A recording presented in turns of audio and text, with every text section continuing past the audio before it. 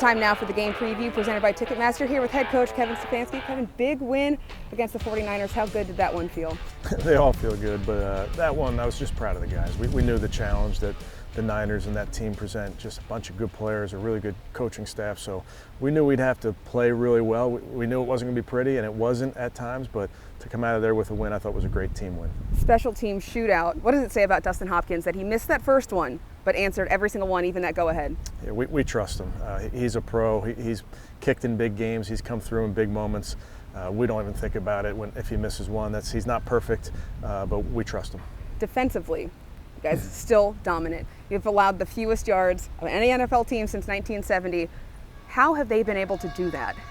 Well, to play good team defense, you have to do just that. You have to play as a team. And I thought from our defensive line, through our linebackers, through the secondary, you have guys that are on the same page. And then when you play sound football and you just play really hard with great energy, with great effort, I think that's the results that you get. But I really think it just comes down to playing sound defense and doing your job. Now, offensively, you guys were able to put a good game plan together for P.J. Walker. How important was that for that game, and how important is that going to be to continue over if Deshaun Watson's not able to go?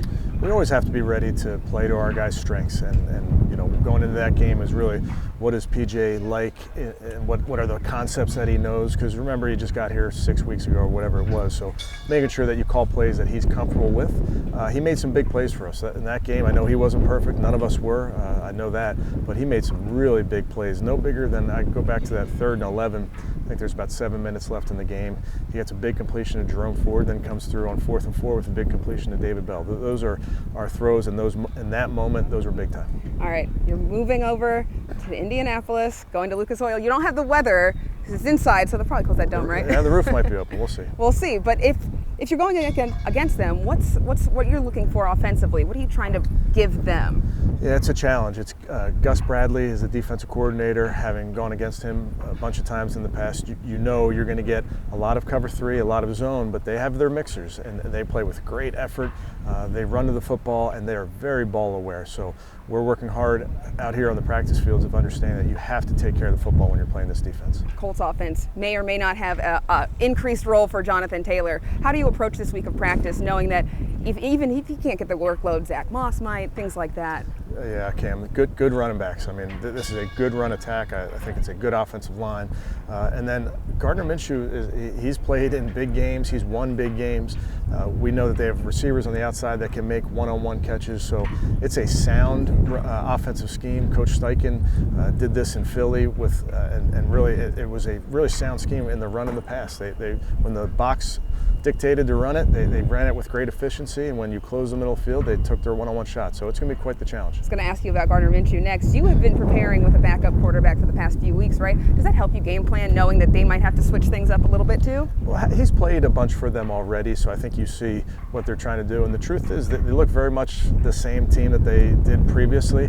Maybe there's less quarterback run game, but he's still involved in the run game when it comes to the RPOs. So he's a vet. He's played a lot of football. He can really make plays in this league. MJ Emerson got his first interception against the 49ers. You guys have been harping on those takeaways. Can you see that translating from this game into the next game?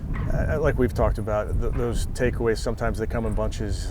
You really can't predict it, but if you're playing sound defense and you're around the football, good things happen. Even why we preach running to the football, because the more guys you get near the football, the better chance you do if it does come out of recovering it. All right, we'll talk about you and the way you were able in that 49ers game to kind of get in the bag, that Kareem Hunt run. A little design there. Can we expect more of that, some creativity as the weeks go on? Yeah, I mean, I will say this, we've run that play before, maybe not with Harrison Bryant, but I've said this before, there's no shortage of plays. We can run a bunch of different plays, but you want to run things that the guys are comfortable with, that accentuate, and that your best players are in some spots to go make plays. And felt like that was an advantageous play for us, and it was a huge play for us in that game. You guys talk about all the time stacking wins. You got one, you're looking to do another one. What's that look like for you mentally, getting these guys ready to do that? Yeah, it's a challenge. An AFC opponent, so we know how important that is. A team that has 3 wins just like us, so we know they're talented. So going on the road and getting a win it's what you have to do in this league. So this is our next opportunity. We're excited about it. All right, thanks so much, Coach. Good luck on Sunday. Thanks, Cam.